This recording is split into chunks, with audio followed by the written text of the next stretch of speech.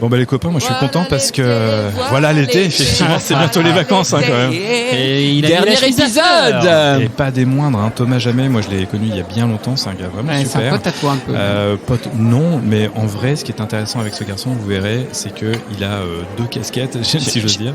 J'avoue qu'effectivement, entre sa casquette, le côté très pub. Ouais. Et son bouquin Data Démocratie. Au début, ça t'a un peu choqué, je me souviens. Ah, j'avoue. Je t'ai dit, mais attends, c'est quoi le lien ?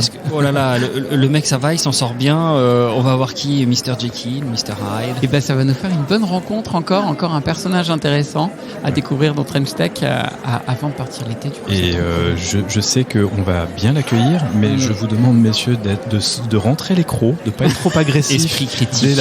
Moi, je suis un peu chaud sur les questions de publicité, il faut se le dire, En ce c'est temps-là, sûr.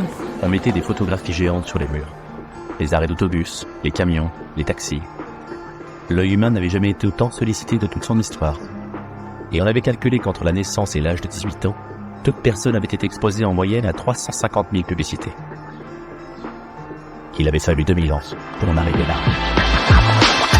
Trench Tech, esprit critique pour Tech Éthique. Bienvenue dans Trench Tech, le podcast qui aiguise votre esprit critique sur les impacts de la tech dans notre société. Cyril Chaudois, pour vous servir, est toujours accompagné de Mick Lévy. Salut. Et Thibault Lemann. Hello. Bonjour messieurs. Notre invité, Thomas Jamais, symbolise presque à lui seul la société dans laquelle nous baignons.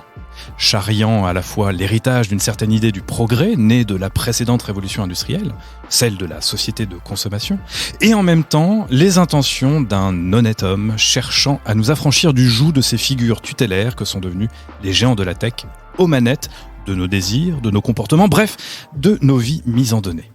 Oui, Thomas Jamais est à la fois patron d'une grande agence média, c'est-à-dire qu'il contribue à notre quotidien rythmé par les sollicitations publicitaires, et aussi homme de conviction, de foi presque, quand il s'agit de remettre le citoyen à sa juste place. C'est-à-dire non plus seulement comme une cible marketing, mais comme souverain de sa destinée, surtout quand il s'agit de ses données. Injonction contradictoire ? Paradoxe. L'industrie de la publicité n'est pas à proprement parler la première à laquelle on pense quand on cherche un parangon de l'utilisation raisonnée de nos données personnelles. Et pourtant, c'est bien ce que nous allons faire dans cet épisode. Ce n'est peut-être pas un hasard d'ailleurs si le personnage de 99 francs, livre de l'ancien publicitaire Frédéric Becbédé, incarné dans l'extrait qui introduit cet épisode par Jean Dujardin dans l'adaptation de Yann Kounen au cinéma en 2007, se nomme lui-même Octave Parangon. Non, Parango. En tout cas, le débat est posé. Nous allons parler de data et de démocratie. Tout d'abord en questionnant le rôle du marketing et de la pub dans la mise en données de nos existences. Puis en nous demandant si nos données personnelles sont un produit marchand comme un autre. Avant d'explorer comment elles pourraient plutôt insuffler un regain de démocratie. Dans cet épisode également, deux chroniques que vous adorez, je le sais. La philothèque d'Emmanuel Goffi, qui nous parlera de l'éthique de l'essentiel et de l'éthique du superflu. Tiens. Et puis, la tech entre les lignes de Louis de Diesbach, qui nous parlera, lui, de Confucius, de cyberpunk et de Mr. Science. Enfin, nous débrieferons juste entre vous et nous des idées clés de cet épisode, alors restez bien jusqu'au bout. Mais pour l'heure, c'est l'heure d'accueillir notre invité, Thomas Jamais. Salut Thomas. Salut. Bon Thomas, on va pas faire semblant, on se connaît depuis quoi plus de 12 ans, on se tutoie, on continue ? Si tu veux. Encore une affaire et un épisode qui va pas nous rajeunir, je crois. Mais super. Allez, bon, de toute façon, on s'en fout. Et puis ça après. Voilà, c'est ça. J'avoue. Bon Thomas, on va faire les présentations. Tu es donc le patron, le CEO, comme on dit, de IPG Media Brands France depuis 2015. Tu es diplômé de Sciences Po Paris, titulaire d'une maîtrise en philo et en sociologie politique. Rien que cela. Tu as débuté ta carrière en tant que planeur stratégique chez Cara, groupe Dentsu. Bon, on a ce point en commun d'avoir un peu fait de planning strat. Tu es passé par le groupe Publicis Media. Tu es président de l'UDECAM. Alors l'UDECAM, pour celles et ceux qui ne connaissent pas, c'est l'Union des entreprises de conseil et d'achat média. C'est une espèce de syndicat des agences médias. Je crois qu'on peut dire que tu es un expert des stratégies en communication. Mais c'est pas tout. Tu es essayiste. Tu as publié 4 livres en 2012, 2014, 2018 et puis 2 là récemment, fin 2022. Un qui parle de rock et du groupe Ghost, mais surtout celui qui nous intéresse aujourd'hui, c'est Data Démocratie, sous-titré Être un citoyen libre à l'ère numérique, que tu as coécrit avec Florian Freysenet et Lionel Dos Santos de Souza et qui est paru aux éditions Diathéno. C'est validé de ton côté ? Tout à fait. C'est ça. Eh ben écoute, alors en route pour notre grand entretien, et on va commencer par, on va le dire, crever l'abcès en questionnant le rôle de la pub en tant que fleuron industriel de la captologie au service de l'économie de l'attention. Fremstech, esprit critique pour Tech Éthique. Thomas, quand on se rend sur Le Bon Coin, chacun de nos clics est partagé avec 268 entreprises. Ouais, j'ai fait le compte, pas plus tard que ce matin. Évidemment, Le Bon Coin ici, ça n'est qu'un exemple, c'est globalement la même sur tous les sites web marchands ou sur tous les sites de médias notamment qu'on peut utiliser au quotidien.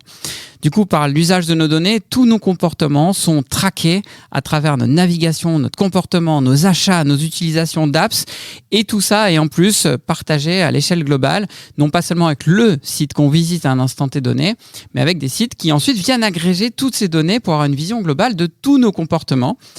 Donc je vais être très direct avec toi, Thomas. On démarre par la face nord sur cet épisode.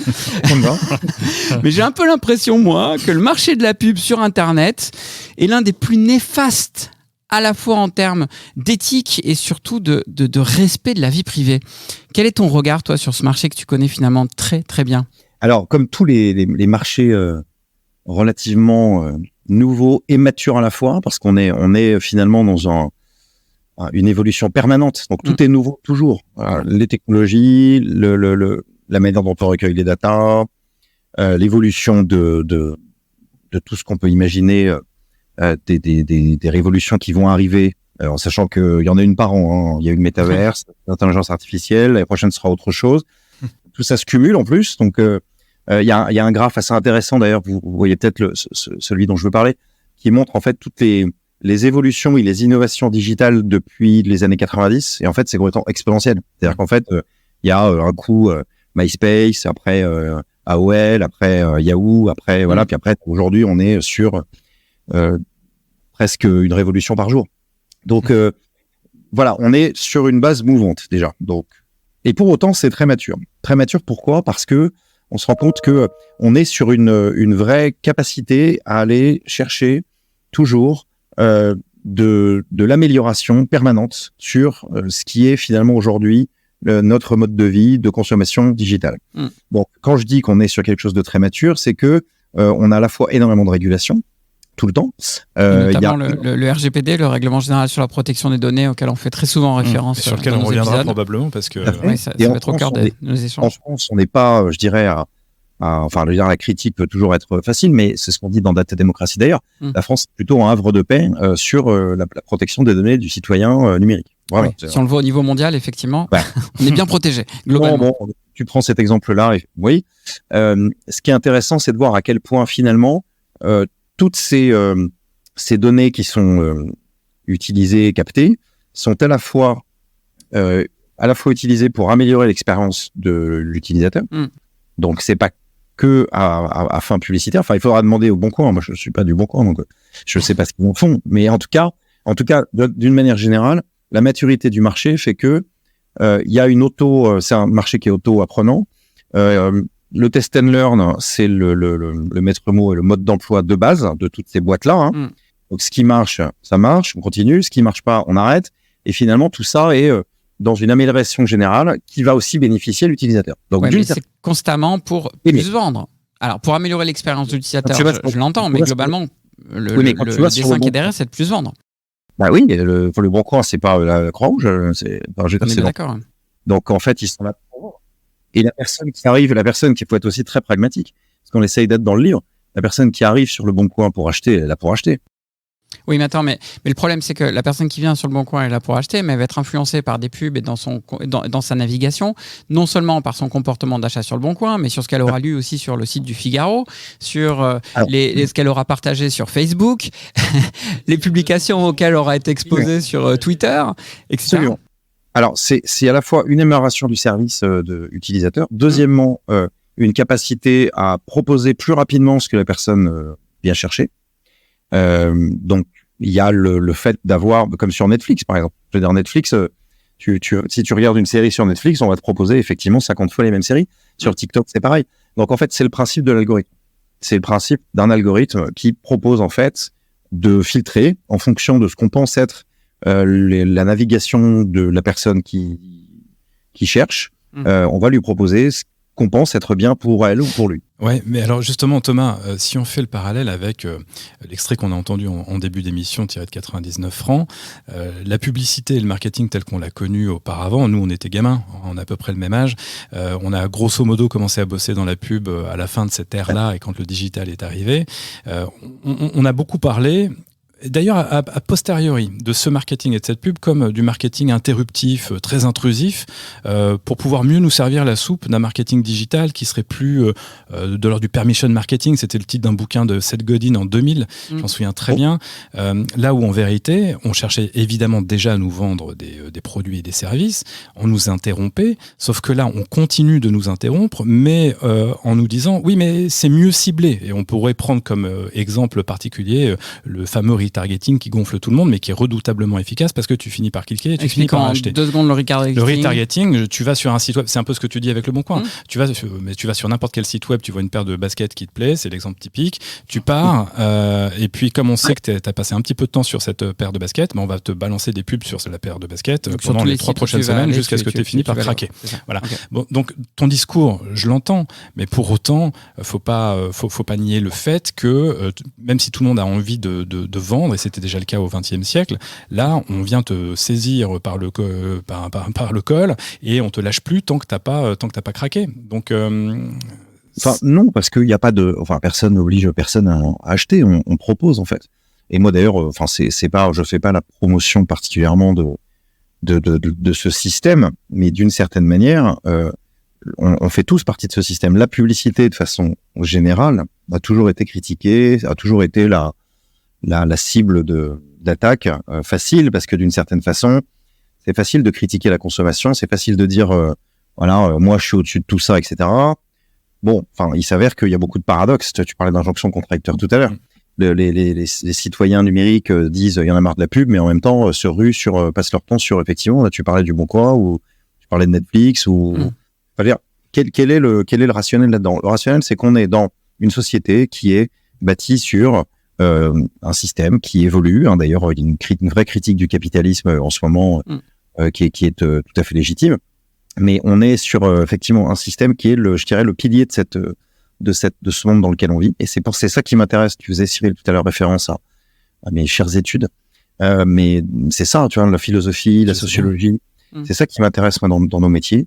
Aussi, bien sûr, de vendre et de faire en sorte que nos clients puissent être là pour avoir une réussite business. Mais notre métier en tant qu'agence média, c'est d'être des interfaces entre les entreprises que sont les annonceurs et les publics que sont les consommateurs, bien évidemment, in fine. Et de le faire avec, évidemment, les règles légales qui sont en place. Et en France, on a la protection, sans doute au monde, la plus avancée en termes de protection des datas, en termes de ce qu'on peut faire en pub ou pas faire en pub. Je veux dire, il suffit de regarder ce qui se passe en Espagne, juste à côté de nous, par exemple, en Angleterre ou même en Belgique, pour se rendre compte que la publicité en France est la plus encadrée d'Europe et du monde.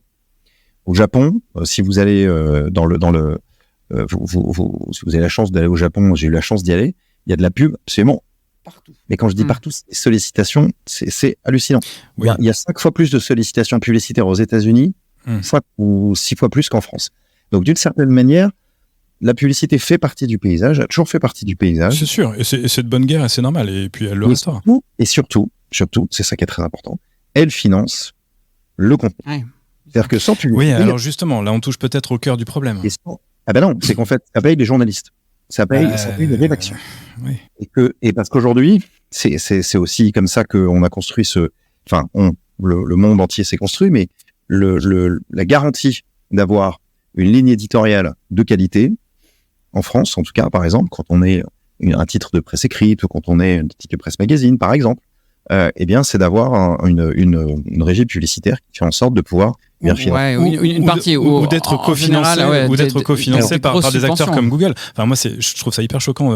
Récemment, à chaque fois que je tombe sur un site média presse écrite auquel je suis pas abonné, on me dit ça coûte tant et ça te coûte 2 fois moins cher si tu le fais avec Google. Donc ça veut bien dire quand même que Google vend derrière. Et c'est quand même très surprenant puisque Google les a quand même vampirisés depuis des années et ça a posé énormément de problèmes, y compris aux publicitaires. Effectivement, alors ça c'est encore un autre problème, mais si effectivement cette fameuse kiosquisation de la presse en digital, il n'empêche que c'est grâce à la publicité que on peut avoir aussi une information de qualité.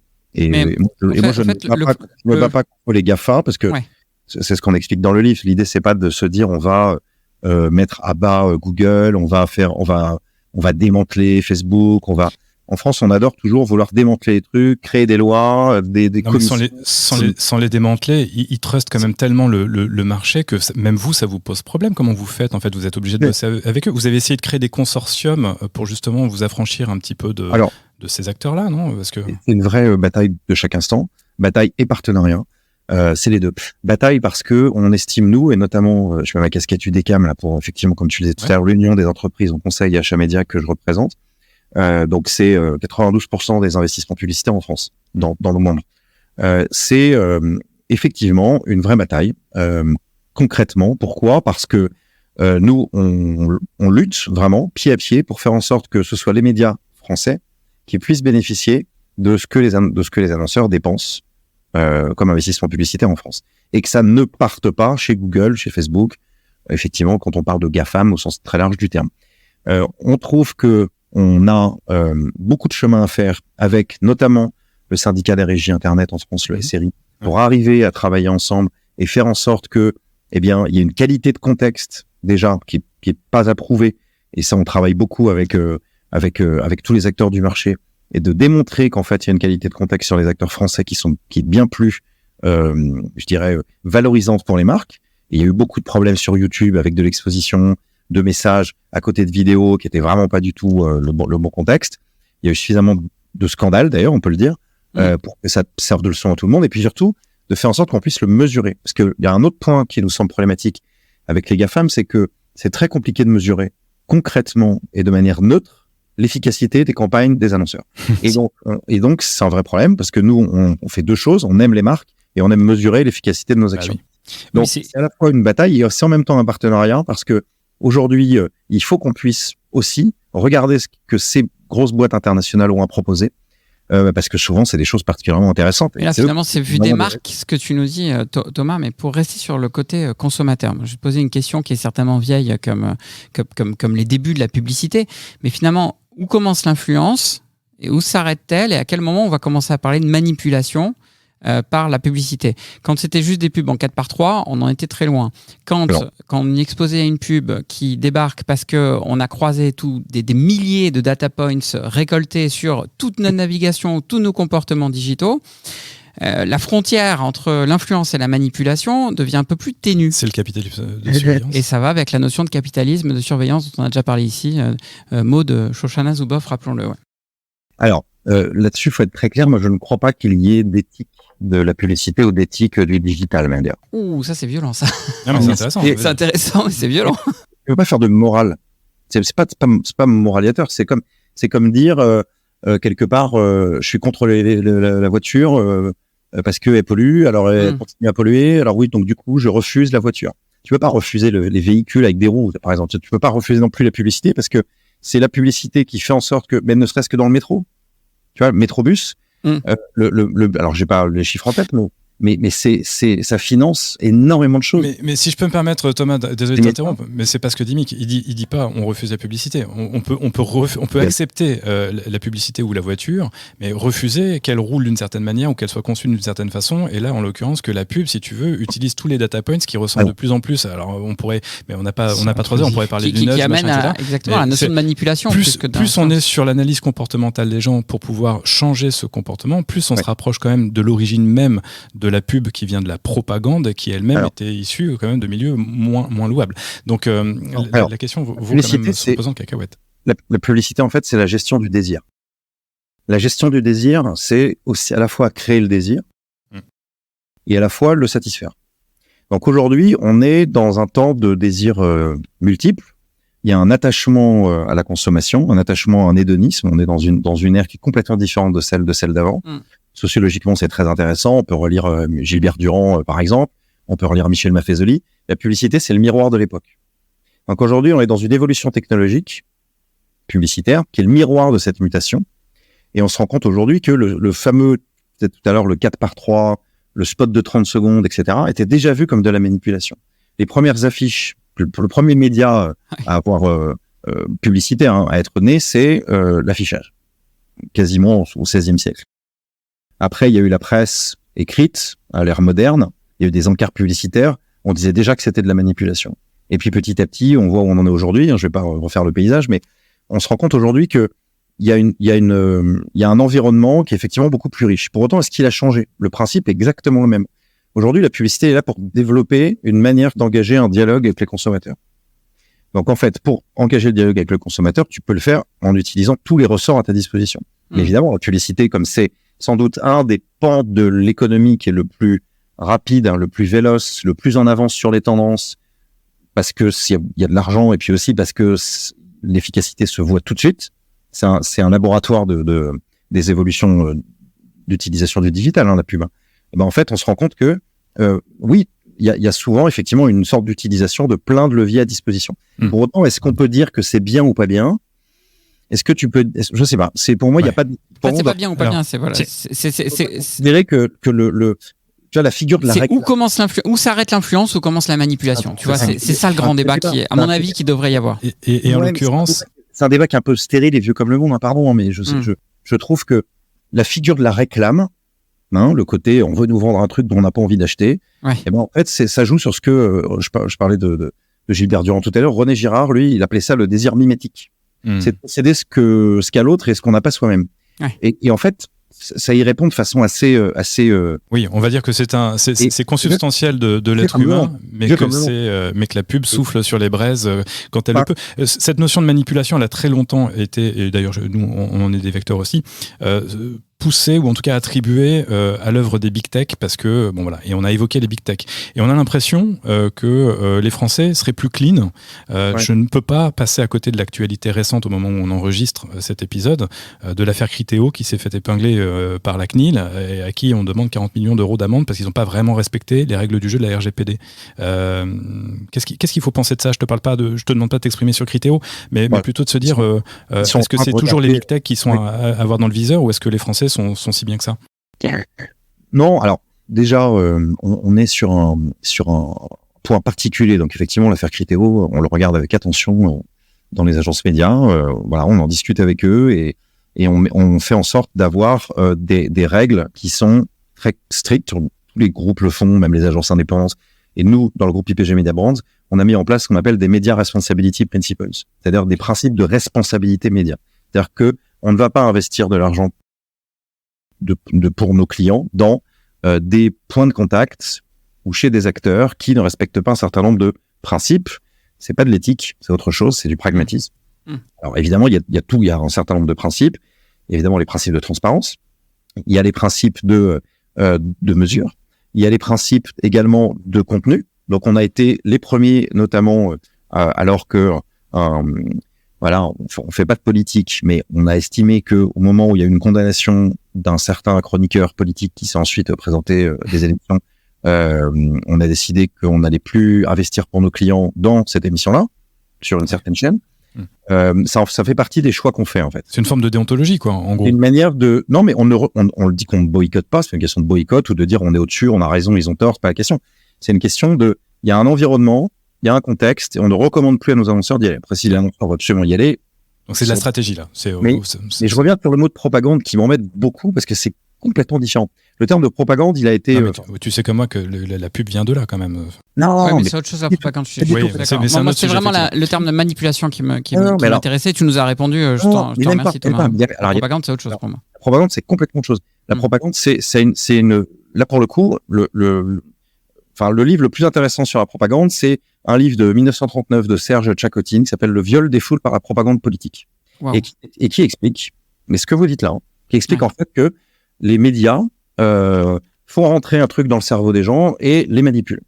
Sauf qu'en fait, le livre est totalement à charge et un contre-exemple et un modèle absolu dans toutes les écoles de sociologie, de philosophie politique et de sciences politiques d'un biais complet, justement politique, pour montrer que, eh bien, quelque part, il y a une certaine domination des médias, les méchants médias. Je pensais plutôt à celui d'Edouard Bernays, moi. Mais pas loin d'un certain antisémitisme aussi. vois, il y a un truc très, Ouais. très. Moi, je parlais plus de Propaganda, le livre d'Edward Bernays, qui était. Voilà, Oui, mais- Ouais, mais- Bon. Attendez, moi, pour Mais- s'inspirer, j'ai une autre proposition. Ouais, C'est qu'on écoute la philothèque d'Emmanuel Goffi qui veut lui nous ramener à une notion d'éthique de l'essentiel ou de l'éthique de superflu. Je pense qu'on va rester dans le thème finalement. De la philo, de la tech, c'est Philotech. Alors Emmanuel, dans tes précédentes chroniques, tu as déjà eu l'occasion d'évoquer la complexité des notions derrière le mot éthique, qu'il faut apprécier sous de multiples angles théoriques, culturels ou de courants philosophiques. Alors aujourd'hui, vraiment, tu veux encore en rajouter une couche ? Alors, dit comme ça, c'est sûr que c'est pas très engageant. Ajouter de la complexité à la complexité, c'est pas toujours une stratégie gagnante.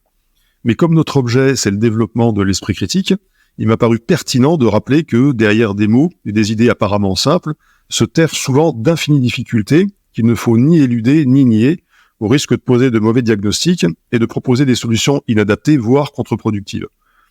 On a déjà évoqué la potentielle différence entre éthique et morale en reprenant Ricoeur, on a parlé des différentes théories, la déontologie, la vertu, le conséquentialisme, ou des approches culturelles avec le Japon.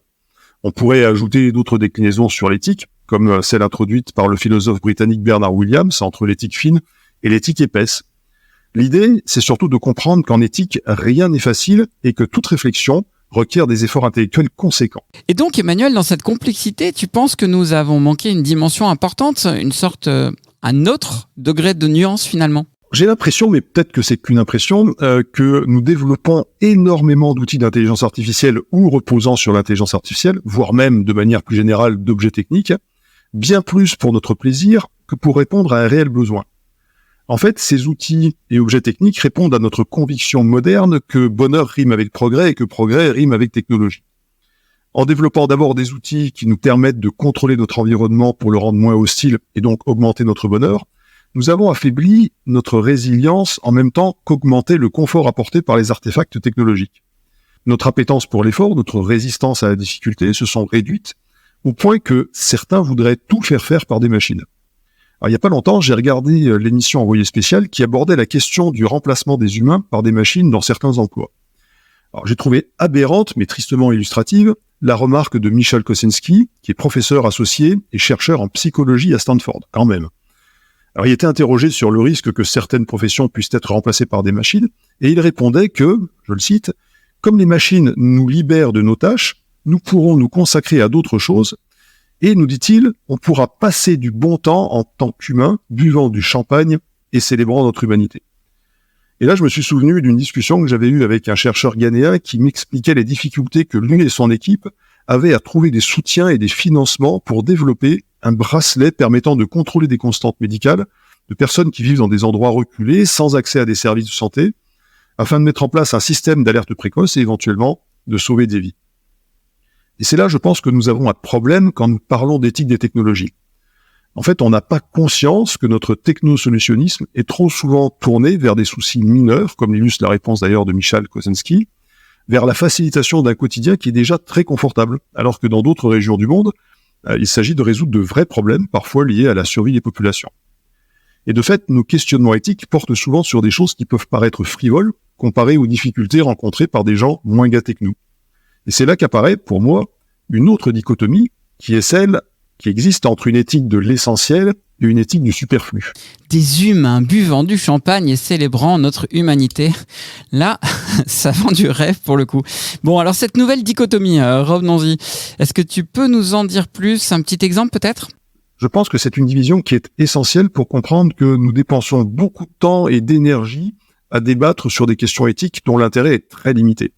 Si je reviens à l'exemple du bracelet de contrôle des constantes médicales, je me souviens très clairement que le chercheur critiquait vertement l'exigence européenne de supervision humaine, qui selon lui répondait à des préoccupations de population égocentrées. Pour lui, cette exigence, elle ne prenait pas en compte des situations comme celle à laquelle il était confronté, à savoir le besoin d'outils d'IA capables de suppléer le manque ou l'absence de ressources humaines, mais aussi de compétences. Et pour lui, nos questionnements éthiques sur la supervision humaine étaient un biais de gens gâtés qui ont en fait accès à des soins de qualité dispensés par des professionnels qualifiés. Si je caricature, pendant que nous voulons de la technologie pour avoir plus de temps, pour siroter du champagne en profitant de la vie, d'autres, ailleurs, ont besoin de technologie pour boire un verre d'eau potable et pour éviter la mort.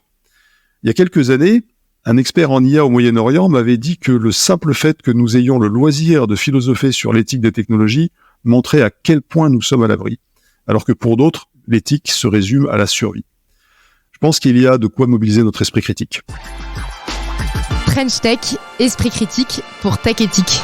Bon, bah, moi, je suis content d'avoir entendu cette chronique juste après avoir passé 20 minutes de première séquence à débattre de l'éthique de la pub, pour laquelle d'ailleurs Thomas nous dit que finalement, il n'y a pas de débat. Je crois que tu voulais réagir à la chronique d'Emmanuel avant qu'on continue. Oui, alors, il y a deux choses. Le premier, effectivement, je suis d'accord sur le biais. Et le biais, justement, moi, je le vois aussi un peu dans l'autre sens. Je me permets, de quel biais tu parles, justement, pour qu'on raccroche bien les... De dire que, finalement, la publicité et puis les médias ou les technologies, etc., sont, que tout est relatif. Relatif.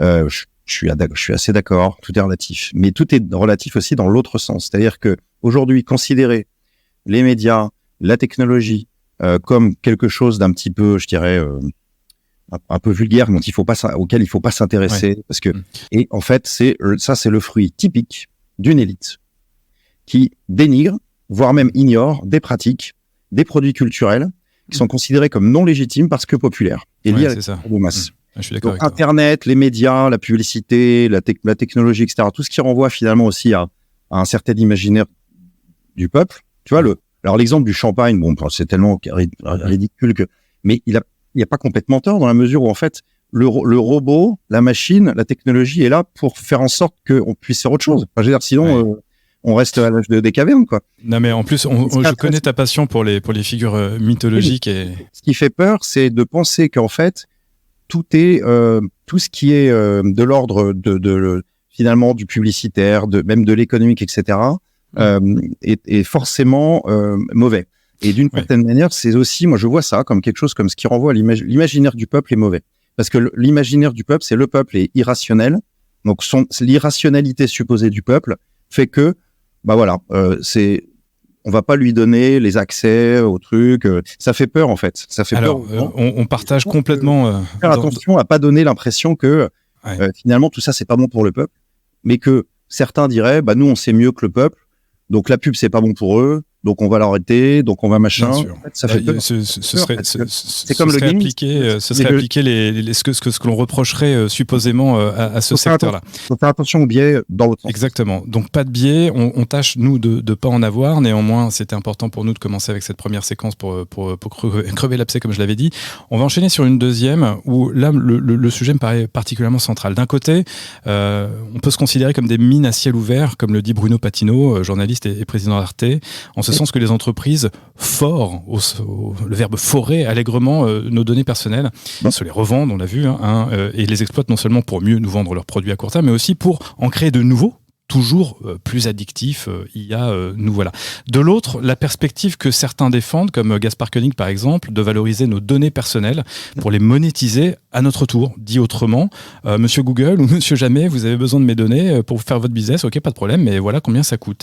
Et puis quand on les vend quelques euros par an multipliés par le nombre d'acteurs qui nous pompent de la data, 268 sur le Bon Coin, certains et sur les autres sites, je veux pas qu'on sur les autres sites, non mais bon voilà. Je suis très fan par ailleurs. Certains estiment que cela pourrait nous rapporter jusqu'à $1000 par personne et par an. En tout cas, c'était le projet d'un candidat à la primaire aux États-Unis en 2020. Il avait nommé ça le Data Dividend Project. Bref, entre ces deux options, il y a une troisième voie, l'impossible, selon moi, interdiction de nous vampiriser, c'est-à-dire de choper notre data, et une réglementation qui existe, et on est plutôt des bons modèles effectivement en Europe, mais qui est complexe à appliquer ou à faire respecter, comme on l'a vu précédemment. Alors Thomas, que peut-on penser de ces différents chemins et sur lesquels toi t'engages-tu à la fois comme patron d'agence, mais aussi comme citoyen que je sais éclairer, féru de sociologie, d'histoire, de philosophie, et clairement auteur de Data Démocratie, dont on a dit tout à l'heure que c'était sous-titré « Être un citoyen libre à l'ère du numérique ». Donc tu as quand même une vision là-dessus, je pense, assez tranchée. Effectivement, c'est le sujet du livre. C'est comment on fait aujourd'hui en sorte d'y voir un peu plus clair. On a des données qui nous appartiennent, qui sont vitales même à l'échelle des nations, parce que c'est devenu le nouvel or noir, qui peuvent être utilisés pour nous ou contre nous, qui peuvent transformer nos réalités en une utopie démocratique ou en une dystopie totalitaire. C'est un peu je dresse le portrait. Et nous, avec Florian et Lionel, qui sont les co-auteurs du livre, qui est un livre qu'on a écrit pendant le confinement, qu'on a fini évidemment un petit peu après, mais qui est sorti récemment en novembre 2022, on pense qu'il est urgent d'agir. Agir parce que les systèmes de pensée du siècle des Lumières ne fonctionnent plus. Ça a été usé par la postmodernité. On peut plus réagir de façon binaire, même là, dans la manière, Cyril, dont tu en parles, c'est un peu l'impression que de toute façon, il y a 3 chemins. Maintenant, il y en a peut-être 1000 des chemins. Oui, il y en a probablement d'autres. Tu vois ce que je veux dire? On n'a pas le temps, là. C'est un peu... Et nous, ce qu'on propose, c'est de dire qu'il y a des pistes de réflexion à prendre, mais que c'est pas aux entreprises. Et c'est pour ça que la question, tu dis en tant que patron d'agence et citoyen, je réponds en tant que citoyen et auteur du livre, mais pas en tant que patron d'agence. Cool. Et d'ailleurs, c'est même pas à moi d'y répondre, c'est aux politiques d'y répondre. Et je pense qu'il y a, et c'est le projet du bouquin aussi, c'est de se dire qu'il y a un vrai projet politique derrière. Derrière ce souci-là et d'y répondre. C'est très intéressant que tu parles de politique là, et qu'effectivement, il y a eu cette proposition aux États-Unis qui est un peu farfelue et qui a fait un peu un gros flop d'ailleurs, mais parce que d'ailleurs, je pense que les gens, $110 000, c'est tout, bon, on va s'emmerder. Non, mais c'est vrai. Non, mais vraiment, je pense que c'est pas assez, ça fait pas rêver, quoi. Enfin, c'est toujours bien, mais c'est pas ça qui change la donne et qui fait faire que les gens vont aller se déplacer en masse pour faire élire le mec. En revanche, il y a un projet politique à porter. Nous, on est persuadés que l'Europe, et en particulier la France, est justement ce havre de paix légal qui pourrait permettre effectivement de mettre en place, même si certains appellent à la 6e République, machin, nous, c'est plutôt la rétocratie. C'est-à-dire, en fait, réto, c'est le réseau. Donc, c'est un néologisme entre le latin et le grec démocratia. C'est un système, en fait, qui établit un vrai équilibre entre les citoyens, les entreprises et l'État. Et qui fait en sorte que la place centrale du citoyen créateur puisse voir la mise en réseau de ces données en collaboration avec les entreprises et la souveraineté nationale et les services publics. Ça n'a pas pour vocation de dissoudre ce qu'est le tissu social, mais au contraire à renforcer le peuple et l'individu, de faire mieux participer via nos données, via le digital, à la démocratie des réseaux, par les réseaux, pour les réseaux. Et ça, je pense qu'il y a un vrai chantier politique, et on donne plein d'exemples dans le bouquin. Il y a beaucoup d'exemples, notamment en Estonie, qui est un pays qu'on a cité à plusieurs reprises ici. Très en avance, voilà. Mais bref, moi je suis pas de ceux qui disent, comme Barack Obama l'a dit en 2020 dans une interview Asie Atlantique, c'est une des phrases qu'ouvre une des parties du livre. Internet est la plus grande menace pour notre démocratie. Voilà. C'est un peu comme Jacques Séguéla qui disait Internet est la plus grande saloperie qu'ait jamais inventée l'humanité. Ouais, ou comme Elon Musk qui dit l'IA, ça va tous nous tuer pour pouvoir mieux nous vendre un truc derrière. Mais bon. Il y avait les mêmes phrases sur la télévision, va tous nous rendre débiles. La presse. Sur le rock, justement, toi qui as écrit un livre. Mais tu te rappelles, non, tu te rappelles pas parce qu'on n'est pas si vieux que ça, mais on va parler de ça. Gutenberg. Ah bah oui, si, quand même, je me souviens, il était bien, lui. Gutenberg a été, on avait interdit. Propagation des idées par le livre. Tout ça est un faux débat. C'est pour ça que j'ai pas. Non, mais t'as raison. À chaque nouvelle arrivée technologique, ça soulève. Il y a toujours une crainte. Ça soulève à la fois des craintes et à la fois le à quoi ça sert. À le moment de Gutenberg, je disais à quoi ça sert effectivement l'imprimerie. C'est que l'Église avait interdit la fourchette parce que la fourchette était un instrument du diable pour manger. On n'avait pas besoin de fourchette, on avait nos mains. Donc c'est exactement la même chose. Oui, mais chaque changement vient télescoper des croyances passées. Et chaque changement, il y a quelqu'un qui va dire tout ça, c'est pas bien, c'était mieux avant. Alors justement, qu'est-ce qu'on peut changer sur la propriété des datas ? C'est là où justement on peut avoir un espèce de droit de propriété sur nos données au sens juridique concret sur le sujet de nos données personnelles. D'ailleurs, la question qu'on peut se poser, c'est est-ce que c'est souhaitable d'ailleurs ? Est-ce que c'est viable ? Et surtout, quel impact ça peut avoir sur la pub ? Mais il y a aussi, sur cette notion de droit de propriété, il faut encore qu'on ait conscience que c'est notre propriété. C'est peut-être là aussi le début de la question à se poser. Oui. Qu'en penses-tu ? Oui, c'est une question sur le... Alors, il y a la question de est-ce que c'est viable, est-ce que c'est jouable et quels sont les impacts sur la pub ? Et moi, j'ai rajouté sur le fait que, quelque part, le droit de propriété, il faut qu'on ait conscience que c'est notre propriété, nos données. Alors, t'as gagné, Thomas, t'as 4 questions en une seule. Ouais, là, c'est le jackpot. Normalement, c'est 3 en une, mais là, c'est 4. Et t'as 2 minutes 30. Le rapport avec la publicité, il est assez lointain, parce que là, on était reparti plutôt sur quelque chose de très... voilà, je dirais de réflexion sur le fond et la société dans son ensemble. Donc, sur la propriété des données. Et justement, dans le bouquin, on a mis en place à la fin un certain nombre de recommandations pour un peu y voir plus clair. La première, c'est encourager la protection des données et notamment faire en sorte d'avoir une vraie éducation sur ce qu'est une donnée. Parce que là, nous, on discute depuis le début, on a même pas défini d'ailleurs ce qu'on met derrière données ou data. Pas exactement, parce que on parle de plein de choses. On parle d'un clic, on parle d'une information ultra confidentielle, on parle de surf, de données personnelles telles que son numéro de carte bleue. Enfin, je veux dire, complètement. Ce qui est bien, c'est que dans le marketing digital, il y a toutes ces données-là qui tombent dans l'escarcelle de mêmes entreprises. Ah vraiment. Elles tombent pas dans l'escarcelle. En France, c'est ultra séparé. C'est ultra surveillé. Ça tombe pas dans l'escarcelle, c'est pas vrai.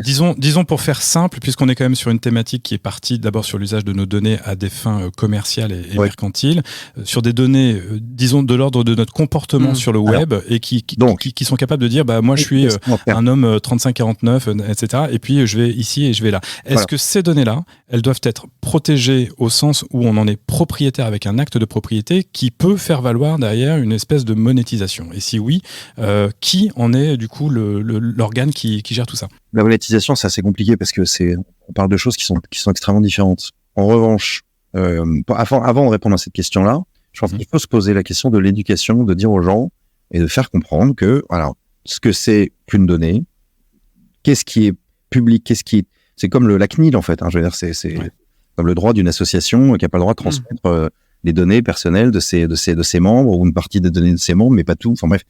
En fait, déjà, donc dans le livre, on a une recommandation numéro 1, c'est d'encourager la protection des données, chacun à notre niveau. Et on donne des conseils. On dit, voilà, comment installer un VPN, comment couper la géolocalisation dans vos paramètres, comment utiliser Google Chrome de manière correcte et configurer la collecte de vos données, supprimer l'historique, les trajets, les enregistrements audio, etc. Comment installer un adblocker. Non, mais enfin, je trouve ça extraordinaire, effectivement, d'avoir eu le courage dans ce livre-là, pour un homme de communication, d'avoir fait un petit manuel de survie. Ouais. Comme par exemple aussi, de faire en sorte, justement, ce que tu parles de monétisation, il y a un truc qui s'appelle l'empreinte digitale, digital footprint, mine. C'est la mesure de l'empreinte digitale. Quelle est mon empreinte digitale et comment, finalement, arriver aussi à voir comment elle est monétisée par les GAFA. Et ça, c'est possible. Il y a des extensions qui permettent de limiter la revente des données personnelles à des tiers, c'est-à-dire que ça bloque les trackers de données gérés par les régies publicitaires. Donc, je veux dire, pardon, mais tout est là. Je veux dire, c'est pas le grand méchant loup qui vient. Non, c'est certain. Mais ça manque de pédagogie et ça manque d'information et d'accompagnement. C'est ce que tu dis précisément. Il faut commencer par là. Pourquoi tu racontes pas ça dans les écoles? Alors là, tu prêches un convaincu et même trois convaincus parce qu'on en parle régulièrement. On est bien d'accord. On parle de démocratie, on parle d'éthique, on parle de trucs. Le premier truc, c'est de l'éducation. On est d'accord, mais le savoir, c'est le pouvoir, et donc peut-être que si on fait pas savoir aux gens, c'est pour maintenir une certaine forme de pouvoir. Il faut qu'on suive notre histoire quand même. Revenons-en à la Thomas, donnée. effectivement, il y a quand même un grand courant que tu sembles porter aussi, qui est celui que chaque citoyen reprenne la propriété de ces données. On a parlé notamment quand on a parlé de Web3 et de toute la notion d'identité numérique. On a parlé quand on a évoqué l'Estonie où des choses comme ça sont en place. Est-ce que c'est un modèle qui te semble souhaitable et est-ce que c'est un modèle qui te semble effectivement réaliste? L'Estonie, pour le coup, c'est un vrai laboratoire d'une société numérique extrêmement poussée. Alors c'est vrai que c'est pas du tout connu aussi, c'est pareil. On se rend compte qu'il y a pas de, personne ne le sait vraiment. Mais on est sur à l'échelle d'un pays, sur un système qui fait que aujourd'hui, tu peux, grâce à un certain nombre d'utilisations de technologies, avoir un identifiant numérique, faire en sorte que tu as une vraie possibilité d'accéder à tout en même temps, que tu payes tes impôts, tu payes ton parc-mètre, tu as ta carte d'identité, ton passeport. Tout ça en restant totalement propriétaire de tes données. Parce qu'en fait, c'est l'État qui organise ça. Et je pense qu'il faut faire vraiment confiance pour le coup. Alors, est-ce qu'on peut faire confiance aux entreprises? Une autre question d'éthique. Entreprise, comme j'ai dit tout à l'heure, si tu te places dans la question de la logique, elle est là pour faire du profit. Donc, lui faire confiance pour ne pas revendre les données. Par définition, on va essayer de faire du profit, c'est logique, c'est le système. D'ailleurs, c'est ce que nous rappelait Louis de Disbach dans un épisode précédent qui nous dit don't hate the player, hate the game. L'entreprise, elle ne fait jamais que ce qu'elle est censée faire et avec les règles qui sont les siennes. On va repartir en Estonie dans quelques minutes à peine, mais pour le moment, on fait un détour par la Chine avec notre ami Louis de Disbach et sa chronique La Tech entre les lignes, puisqu'il va nous parler de Confucius, de Cyberpunk et de Mr. Science. La tech entre les lignes. Alors Louis, aujourd'hui tu nous proposes un petit voyage en Chine, je le disais, mais de quoi veux-tu nous parler exactement? J'ai pas compris. Exactement, bonjour à tous. Alors aujourd'hui, pour donner à la tech entre les lignes toute la portée multiculturelle qu'elle mérite, je voulais vous proposer de faire un petit tour par la Chine. Alors, ça peut paraître étonnant car c'est pas forcément un pays dont on parle, à part bien sûr pour taper dessus. Mais comme Emmanuel Goffin nous a parlé du Japon, je me suis dit que j'avais aussi droit à mon trip oriental. Alors je voudrais vous parler aujourd'hui d'un article qui est paru en 2022, qui a été coécrit par Pascal Fong et Hubert Etienne et qui s'intitule Confucius, Cyberpunk and Mr. Science. Alors je t'avoue qu'avec un titre pareil, moi je me suis dit ok, ça me branche à fond. Par contre, j'ai pas tout compris. Est-ce que tu peux nous expliquer le lien entre tout ça? Alors, je vais peut-être te donner le sous-titre qui est Comparing AI Ethics Between China and the EU. Donc une comparaison de l'éthique de l'intelligence artificielle entre la Chine et l'Union européenne.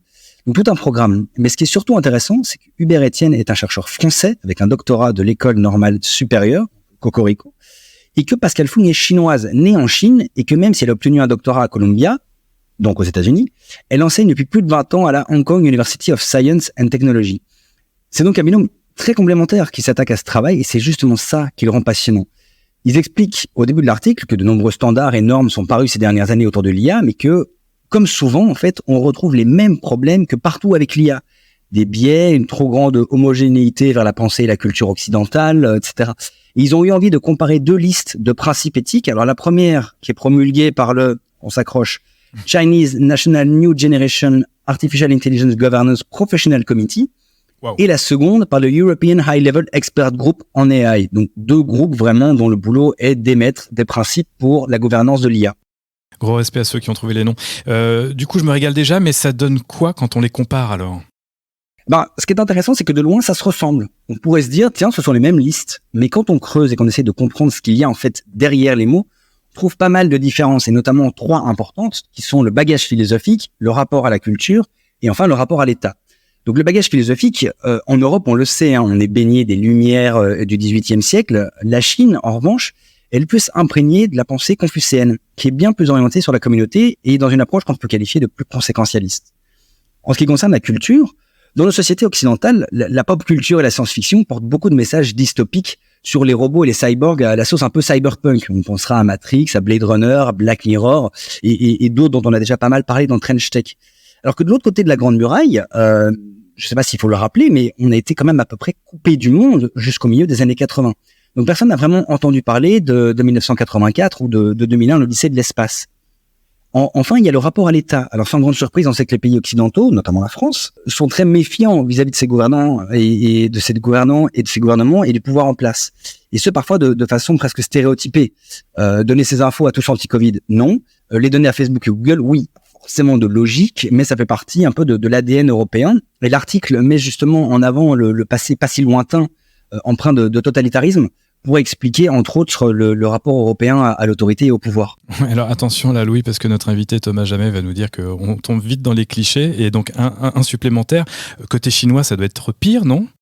Eh ben justement, pas du tout. Selon l'article, et même si ça peut sembler paradoxal, le citoyen chinois n'est pas aussi méfiant envers son gouvernement. Alors, étant justement emprunt de la philosophie de Confucius, les Chinois laissent à l'État le soin de savoir ce qui est bon pour eux, en sachant que ce dernier fera au mieux pour veiller sur ses concitoyens. Bon, c'est vraiment leur conception, et c'est sûr que pour nous, dans notre petit carcan européen, ça peut sembler ahurissant, mais c'est bien leur perception.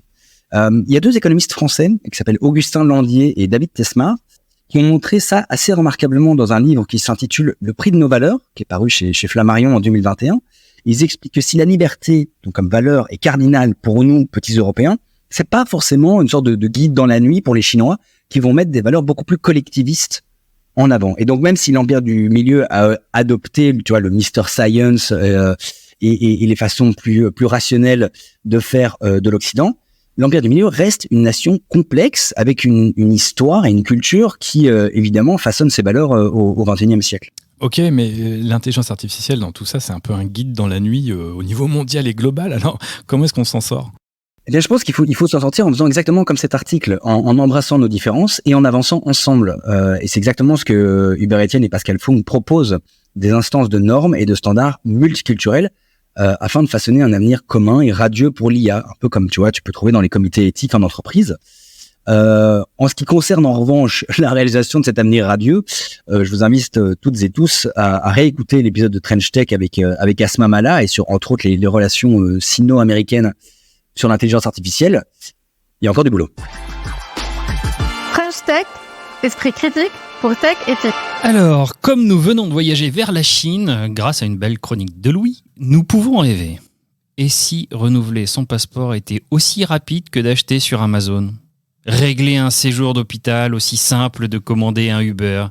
Des méthodes des géants du digital rendent le vieux modèle bureaucratique complètement obsolète. C'est ce qu'on peut lire sur la dernière de couverture de ton livre, La Data Démocratie.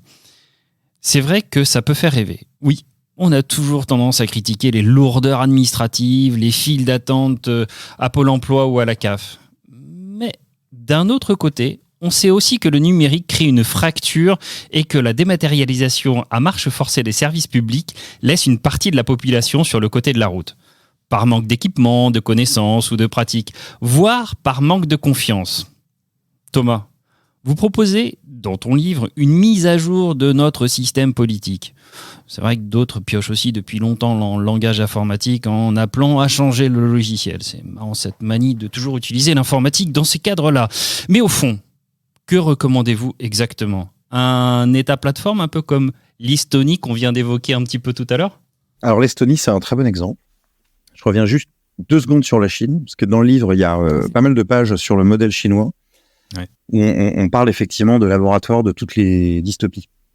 Donc c'est un peu la data, la sauce orwellienne, la Chine. C'est-à-dire que là, on est vraiment sur un modèle d'utilisation de la data de façon politique, pour la surveillance généralisée dans un but dans un but de domination mondiale. Aux États-Unis, c'est un peu différent. C'est les entreprises qui cherchent à dominer. En Chine, évidemment, les entreprises, parce qu'en fait, il n'y a pas plus capitaliste que les Chinois, mais c'est encore plus sur l'utilisation des données de façon ultra maîtrisée dans un but de domination mondiale. Xi Jinping a dit « Je veux appuyer sur le bouton like pour notre grand peuple chinois ». En fait, ils savent très bien de quoi ils parlent, ils savent très bien ce qu'ils font, et pour le coup, là, il n'y a pas les GAFAM, c'est les BATX, c'est l'acronyme de tous les Alibaba. Alibaba, Tencent et on est sur vraiment quelque chose à regarder de façon ultra, je dirais, précise, et de la même manière que sur la lutte contre le réchauffement climatique, on oublie toujours la Chine. C'est-à-dire qu'on est toujours là à dire attention, la France ceci, la France cela, la France est dernière, la France est truc. Bon, une France, c'est... On les oublie, c'est qu'on a moins de levier vis-à-vis de la Chine. Les canaux de discussion sont moins bien ouverts, la diplomatie avec la Chine est beaucoup plus complexe. Je te rassure, en tout cas, chez Trench Tech, on les oublie, entre guillemets. C'est occidentaux toujours à se flageller, à dire est-ce que les datas sont ceci, est-ce que notre consommation carbone, etc. Alors là-bas, en Chine, je veux dire, ils s'en foutent. Mais alors, mais complètement. Et d'ailleurs, on pourrait faire tous les efforts qu'on veut. À partir du moment où la Chine bougera pas, voilà. Et idem sur la. C'est résigné ça, Thomas. Non, c'est pas résigné. T'étais pas comme ça jusqu'à présent. C'est pas résigné. Quand t'es comme ça. Non, c'est ça que vous connaissez depuis 12 ans, les gars. Il faut arrêter, je pense, d'être angélique. Ouais. Il faut arrêter surtout de s'auto-flageller et de dire qu'on est nul en permanence. C'est l'adage depuis tout à l'heure. Quand je me regarde, je me lamente. Quand je me compare aux autres, je me console. Mais vraiment, c'est pas du tout. C'est pas du tout de la résignation. C'est juste que le entre guillemets le danger sur la data, c'est pas le bon coin. Mais on l'a vu effectivement. Il y a un fossé culturel qui est tel que c'est très difficile de toute façon de se comparer. Si on se comparait donc plutôt à l'Estonie ou à l'Estonie, c'est un État qui a été effectivement pionnier. Au début, en fait, l'histoire, c'est la cybersécurité. C'est qu'en fait, ils se sont fait attaquer de manière assez radicale par la Russie. Et ils ont mis en place, en fait, effectivement, un système qui leur a permis, en fait, d'être le pionnier de la cybersécurité au niveau étatique. Ils ont investi énormément. L'État a aussi obtenu le soutien de l'OTAN. Ils ont créé des centres d'excellence qui ont permis d'ailleurs de former d'autres pays du monde entier. Donc, c'est vraiment les meilleurs en termes de cyberdéfense. Ils ont simulé plein de cyberattaques, etc. Enfin bref, ils ont réussi à avoir l'admiration du monde entier. Et c'est un exemple, au sein de l'Union européenne notamment, pour leur capacité à réagir. Et d'ailleurs, il y a un centre de cyberdéfense européen qui est installé d'ailleurs à Tallinn, du coup. Ouais. Et effectivement, parce qu'on en parlait tout à l'heure, effectivement, on se rend compte qu'en termes de mise en place aussi du digital de l'utilisation des plateformes et digitales et des données personnelles au niveau individuel, eh bien quelque part ça a été, c'est là aussi un pionnier parce qu'en fait en Estonie, les banques, l'équivalent de la sécurité sociale, tout ce qu'ils peuvent faire en fait avec leur smartphone, carte d'identité digitale, etc., les notes de leurs enfants, les dossiers de santé. C'est ce que Barack Obama d'ailleurs avait dit en disant j'aurais dû appeler les Estoniens lorsqu'on a mis en place le site web de la sécurité sociale américaine. Et il y a le principe, c'est une infrastructure d'échange de données qui assure l'interopérabilité de tous les systèmes de données maîtrisés par l'État. Ça s'appelle la X-Road. Des systèmes d'identification numérique et mobile ultra sécurisés et des services accessibles via les portails de l'État. Et en fait, c'est ça que dans le livre, parce qu'en fait, on posait la question de qu'est-ce que vous proposez vraiment. Et en fait, on propose de s'inspirer de ce modèle-là, mais aussi de mettre en place, en fait, ce qu'on appelle alors évidemment, c'est peut-être pas le nom définitif, mais on a proposé de l'appeler le Haut Conseil, la Haute Autorité, à la donnée. La Haute Autorité à la donnée, c'est une autorité administrative indépendante dotée d'une personnalité morale, donc qui est censée, mais bon, je dirais indépendante du gouvernement, qui développe les stratégies permettant d'améliorer les services publics, la démocratie participative, d'être le référent européen international avec notamment des pays qui sont pionniers sur ce sujet-là, d'assurer la mise en place de la protection des données, des régulations, qui peut faire l'objet de saisine par des citoyens dans le cadre de choses qui sont pas clean, d'une veille économique, qui a un pouvoir de contrôle, un pouvoir d'injonction, un pouvoir de sanction, etc. Et en fait, je pense qu'aujourd'hui, on n'a pas ça du tout. C'est splitté en un certain nombre d'autorités qui ont plus ou moins d'ailleurs pignon sur rue. Et en fait, en France, c'est comme si c'était pas un sujet. Et je reviens sur ce que j'ai vu, c'est un vrai sujet politique. Et je pense que le jour où il y a une femme ou un homme politique qui s'empare de ce sujet-là et qui en fait quelque chose de concret en disant aux gens, non mais attendez, la data, c'est pas sale. Vous venez du doc. C'est pas ça, c'est pas mal non plus. C'est juste en fait, on est dans ce monde-là. Tu peux pas dire. Nous, on a récupéré 10 foules, c'est dommage. Oui, c'est 10 foules. L'air que tu respires, voilà, la data, c'est pareil. C'est mine à ciel ouvert. Mais ça, tu crois pas que c'est un problème culturel en France que les politiques ne s'en occupent pas du tout finalement? Tu as raison. Tu as tout à fait raison. C'est un petit peu comme quand on parlait de brand content, c'est-à-dire en gros, là aussi, il y avait un gros problème éthique qui se posait de est-ce que les marques peuvent faire du contenu et est-ce que c'est bien ou c'est mal de regarder un film qui a été produit par une marque. Genre, il y a que les Français qui se posent cette question-là. Est-ce que tu penses que c'est vraiment parce que les politiques aujourd'hui pensent que la data c'est sale, qu'ils veulent pas s'en mêler, ou c'est parce que aujourd'hui c'est le cadet de leurs soucis parce qu'il y a plein d'autres sujets comme le pouvoir d'achat, comme énormément de choses. Ouais, mais tout est lié en fait. Moi je suis d'accord. Mais... On revient souvent quand même à la data. C'est quand même. Mais si je peux prolonger, est-ce que tu penses pas qu'il y a une problématique de culture au niveau français quand tu vois qu'on a essayé de mettre en place justement le tous anti-Covid, RIP à tous anti-Covid qui je crois s'arrête aujourd'hui, mais où finalement tout le monde avait qu'une seule crainte, c'est qu'on soit espionné au final, et donc personne n'a voulu le télécharger pour diverses raisons. Et quand on voit que l'Estonie, au fait, tout est applicable, il y a quand même 2 zones de mesure. Ouais, tous anti-Covid, ça a été c'est une formidable réussite. Ça a été compliqué à mettre en place. Hein. Au niveau, au niveau mondial, ça a été un des systèmes les plus performants. Effectivement. Encore une fois, le point, je ne critique pas l'usage, mais le débat que ça a suscité derrière. Hein. C'est ça, ouais. Tu parles de l'acceptation qui était plus difficile, c'est ça. Oui, alors justement, tous anti-Covid, alors typiquement, tout le monde disait, voilà, on veut piquer nos données, on est fliqué, tout le monde va tout savoir sur moi, etc. Bon, là, le truc s'arrête au final. Enfin, quel a été le danger, en fait? Mais c'est ça, c'est qu'avec le recul, c'est clair. Et même sur les données qui étaient collectées, enfin, bon, bref, c'est incroyable. Tu refuses d'utiliser une carte bleue? Mais non, mais de toute façon, enfin, on le sait, les Français sont parmi ceux qui ont le moins confiance dans le numérique. J'ai encore vu un sondage tout récemment sur vis-à-vis de la confiance en l'IA. La France est l'avant-dernier pays en termes de confiance en l'IA, avec moins de 30% de personnes qui ont confiance. Probablement que le sujet de la confiance, et Thomas est bien placé pour en parler, il est traité et sous tous les angles possibles et à chaque fois on est bon dernier. Mais si on en revient à ce que l'on dit sur cette centralisation de la donnée au niveau de l'État et de la dématérialisation de notre rapport, disons, aux divers services publics, est-ce que ça changerait selon toi la configuration de la politique actuelle? Est-ce que ça aurait un impact sur, alors semble-t-il, oui, tu le penses, sur la démocratie, mais en quoi cela aurait-il un impact sur la démocratie et surtout est-ce que ça nous ferait changer de modèle politique? Alors oui, ça peut nous faire changer de modèle politique. C'est exactement ce qu'on appelle la rétocratie. C'est-à-dire en fait permettre aux citoyens d'avoir une capacité d'agir directement sur un certain nombre de décisions, d'ailleurs parce qu'on parle beaucoup de la gouvernance en Suisse par exemple, mais en fait on pourrait par exemple améliorer énormément de choses, et ça je pense que concrètement les Français qui sont très cartésiens, le pays de Descartes, comprendraient très bien. Fiscaliser la data, faire en sorte d'utiliser le digital contre la fraude également, faire en sorte d'utiliser la data pour faire en sorte de faire gagner de l'argent au pays, de faire extrêmement attention à tous les systèmes d'information et d'avoir finalement quelque part l'utilisation d'une donnée qui ne soit plus, dont on n'ait plus l'impression qu'elle est utilisée contre nous entre guillemets ou qu'on est un peu exploité, mais au contraire que on va l'utiliser pour finalement avoir quelque chose de positif pour le pays. Ça, je pense que juste fiscaliser la data, juste pour qu'on comprenne bien, ça serait comment et dans quel sens? En fait, l'idée c'est d'arriver, parce qu'en fait le temps c'est de l'argent. Et en fait aujourd'hui on se rend compte que voilà, il y a des conjonctures fiscales dans tous les sens. Il y a des règles qui sont pas adaptées aujourd'hui à la fiscalité internationale sur les activités numériques. Et en fait, aujourd'hui, on est incapable d'avoir un compromis sur des règles fiscales à l'échelle européenne et nationale. Les gens de la tech vont aller dans les paradis fiscaux ou même à Dublin ou autre. Donc en gros, c'est comment on renforce juridiquement les données créées par les entreprises, les services publics et les citoyens français. Donc le créateur de données devient un créateur de contenu protégé par le droit d'auteur. Voilà, donc on en revient au droit d'auteur.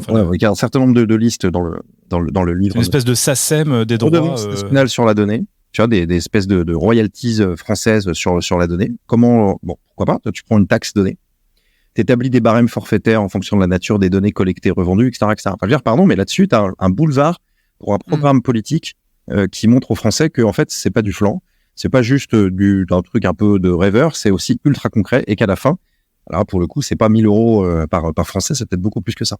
Ouais, et à la fin, tu vas nous dire que tu y penses en 3 ans, c'est ça? Non, pas du tout. Tu n'es pas de programme politique, mais... Non, pas du tout. Ça. On a un prochain candidat à la présidentielle. C'était une blague. Alors, Thomas, il y a une question quand même qui se pose. Si on tire le trait en fait, de ce sujet-là... Non, tu te rases pas. Tout le monde te voit pas, mais nous, on t'a quand même en vision. On voit bien que tu te rases pas si souvent que ça, à peu près comme nous trois autour de la table. Une bonne famille de barbus, là. Voilà. Bref, est-ce que tout ça... Comment on rassure sur ce sujet autour d'une menace totalitaire? C'est-à-dire à trop centraliser les données, en plus mis dans les mains d'un État. Si demain l'État change de bord et qu'il se fait beaucoup plus totalitaire, il va avoir un pouvoir insensé avec une forme de centralisation des données. Donc qu'est-ce que ça pourrait donner? Comment on agit avec cette peur? Alors là, on est en plein dans la dystopie, hein, ou alors bien sûr. Clairement. Une IA méchante prend le pouvoir. Non, on pense plutôt à un bord politique un peu extrême qui arriverait au pouvoir et qui pourrait jouir en fait des lois et des institutions qui ont été mises en place. Ça, c'est le risque, effectivement, comme celui de toute institution. Donc, il faut sans doute réformer la Constitution, il faut sans doute réformer les contre-pouvoirs, il faut avoir la capacité de pouvoir en sorte d'un contrôle permanent. C'est justement ce que le fait que la haute autorité de la donnée, qu'on appelle de nos voeux dans le bouquin, puisse être indépendante de l'État et du gouvernement. Voilà. Mais bon, après, c'est peut-être un peu un recul, mais encore une fois, dans le livre, on accepte le fait d'être un peu, comment dire, non pas naïf, mais utopique. C'est un livre qui est volontairement un peu utopique.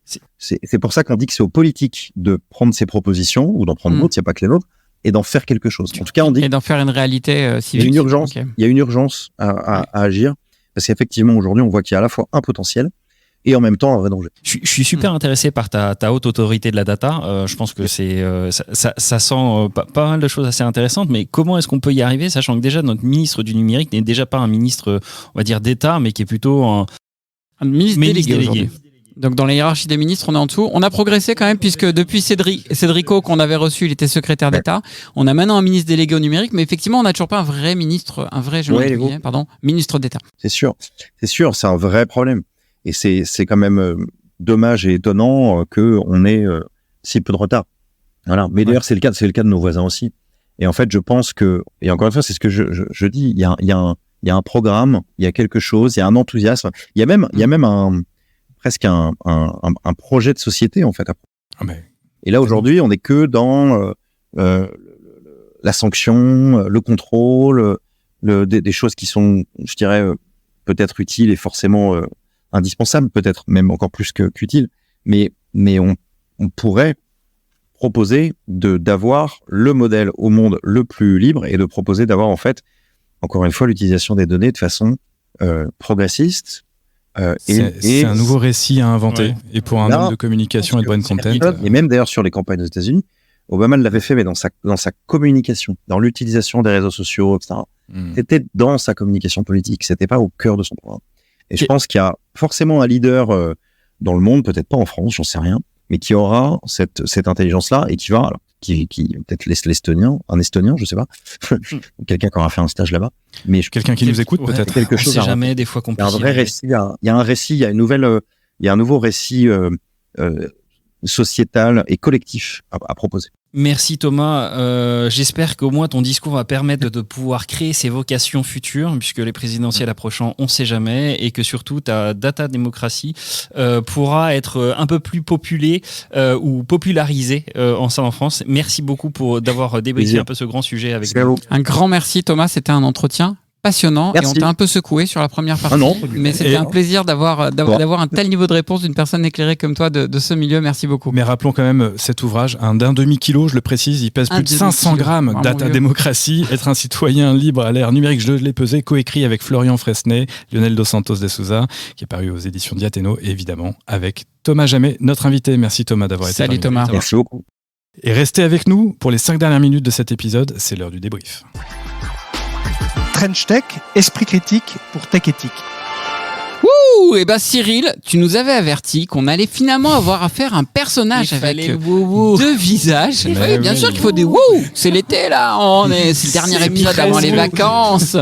Donc on n'a pas été déçus par ces deux visages.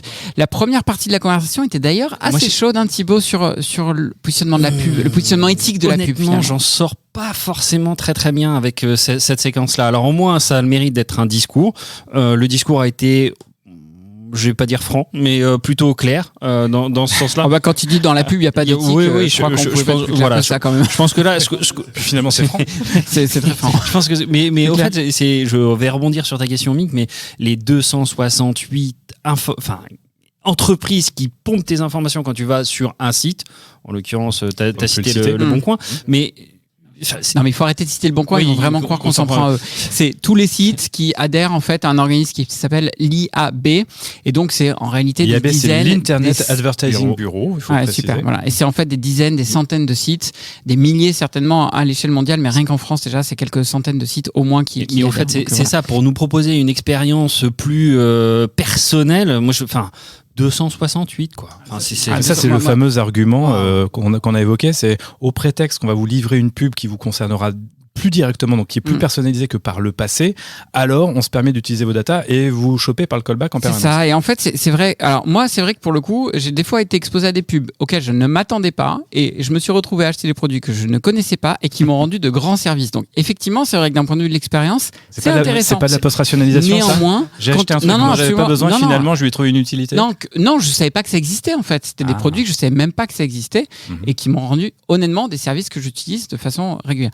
Non mais le vrai sujet c'est celui-là, c'est que c'est pas tant l'entreprise, le Bon Coin pour reprendre cet exemple, ou l'entreprise ou une quelconque marque qui récupère des pubs, des données, moi je veux bien les partager avec lui puisque j'utilise leur service. Mais en conscience. Mais moi ce qui me choque, c'est quand les données, l'ensemble de mes données sont partagées avec un ensemble extrêmement large d'acteurs qui a en plus souvent été la cible de cyberattaques ou de manque de sécurité. Il y a eu des affaires avec des dizaines de milliards de données personnelles qui sont retrouvées sur Internet provenant de ces grandes régies publicitaires quand même. Hein. On en revient à un sujet de consentement. Or, comme il nous le rappelait aussi avec beaucoup de franchise, on est peut-être le pays qui est le plus protégé et le mieux protégé et le plus régulé, quand bien même on sait aussi que la RGPD, c'est pas totalement toujours bien respecté, et on a donné entre autres l'exemple de Criteo.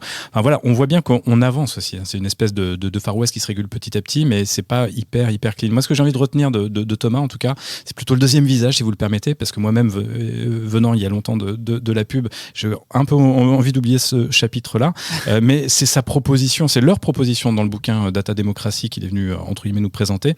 C'est leur proposition de rétocratie. Alors celle-là, je l'avais pas, mais je crois que c'est un néologisme, c'est deux, hein. Et la rétocratie, nous a dit, c'est la démocratie des réseaux, par les réseaux et pour les réseaux. Dit autrement, permettre aux citoyens, j'ai noté, d'avoir et d'exercer sa capacité d'agir sur toutes les décisions. Ça, c'est intéressant. On n'a pas trop eu le temps, malheureusement, de développer le sujet, de savoir finalement comment tout ça s'organise. Il nous a parlé d'une haute autorité au numérique qui viendrait un petit peu chapeauter tout ça. En fait, derrière ce sujet, finalement, il y a plein de sujets qui se cachent. Le premier sujet, c'est celui de la place de l'État vis-à-vis du numérique. On a parlé 50 fois dans Trench Tech. On ne comprend pas tous, et c'est assez partagé par nos invités, finalement, que le numérique n'est pas une place centrale dans l'exercice de l'État, à minima, avec un vrai ministère qui est en charge de toutes ces questions-là. Et puis ensuite derrière, alors est-ce que c'est une haute autorité qui aurait d'un seul coup tous les pouvoirs tels qu'il nous l'a décrit? Bon, moi perso, ça me heurte un peu. Mais on sait aussi que ça fait appel à un vrai projet qui est vraiment dans les tendances autour du Web 3, de l'identité numérique et de la reprise en main de nos propres données par l'ensemble des concitoyens. De l'État plateforme, et là il y a des projets qui sont très forts. Cette haute autorité était faite par le peuple pour le peuple, entre guillemets, pour reprendre un peu des termes. Et donc c'est ce qui était intéressant dans ce domaine-là. C'était une espèce d'autorité indépendante de l'État et qui était régie par le peuple. Surtout indépendante. Et c'est le principe effectivement de la méritocratie, peut-être qu'il nous l'a expliqué. Ça ressemble quand même beaucoup, mais de façon plus, je dirais, centralisée, mais isolée, à ce fameux exemple de l'Estonie qui est le parangon de l'État plateforme. Donc tout ça est intéressant. En revanche, il y a manifestement plein de pistes concrètes et de propositions dans son livre. Donc évidemment, il faut se jeter dessus. C'était beau ce qu'il nous a dit à la fin quand même. Lui, il va en faire un véritable projet de société. Il disait que c'était le modèle au monde qui pourrait être vraiment le plus libre, qui serait basé sur les données, la reprise de nos propriétés des données, et qui a un nouveau récit sociétal, collectif, inventé autour de ça. Moi, j'ai envie de retenir ça de notre entretien. Ça tombe très bien parce que c'est un homme de récit. Il a quand même écrit aussi un bouquin sur le brain content. Et donc, s'il pouvait écrire le nouveau récit et nous amener vers ça, franchement, je pense que ça, démocratie à l'ère de la data, rendrait utile, effectivement, le côté publicitaire de la chose. Allez, restez avec nous encore quelques minutes, juste le temps de la conclusion. À bientôt, messieurs. Passez un bel été. On va pas se quitter, parce que je tiens à préciser qu'on a un best-of pendant tout l'été. Restez connectés. On vous concocte des petits épisodes extrêmement courts. Ça nous change et ça va vous changer la vie aussi. 10-12 minutes maximum. On prend une verticale, un sujet, et on vient télescoper, croiser, compléter, compiler les points de vue de nos invités sur toute une saison. Bon, on part en vacances ensemble. C'est ça. Allez, c'est parti. Allez, bonnes vacances. Salut. Trench Tech, esprit critique pour Tech Éthique. Et voilà, plus ou moins 60 minutes, peut-être même un peu plus, viennent de s'écouler ensemble, et normalement les enjeux de l'exploitation de nos données personnelles au service de la société de consommation, ou plutôt de la démocratie, vous sont désormais un peu plus familiers. Merci vraiment d'être de plus en plus nombreuses et nombreux à prendre le temps d'exercer votre esprit critique à nos côtés sur les enjeux éthiques que soulève l'environnement technologique dans lequel nous baignons. Car oui, que nous soyons les concepteurs, les commanditaires ou les usagers du monde technologique dans lequel nous baignons, eh bien nous avons le droit et même la responsabilité de faire preuve de sens critique sur ces sujets. Alors, soyons tous acteurs plutôt que spectateurs. Trench Tech, c'est fini pour aujourd'hui, mais on se retrouve tout l'été pour notre best-of, et surtout, vous pouvez nous écouter ou réécouter sur votre plateforme de podcast préférée. Alors, profitez-en pour nous laisser un commentaire et nous mettre des étoiles, ça fait plaisir, et vous contribuerez comme cela à propager l'esprit critique pour une tech éthique. Car, comme l'a dit Thomas Hobbes, le célèbre auteur du Léviathan, puisque nous avons beaucoup parlé de politique dans cet épisode, la valeur ou l'importance d'un homme, c'est comme pour tout autre objet son prix, c'est-à-dire ce qu'on donnerait pour disposer de son pouvoir.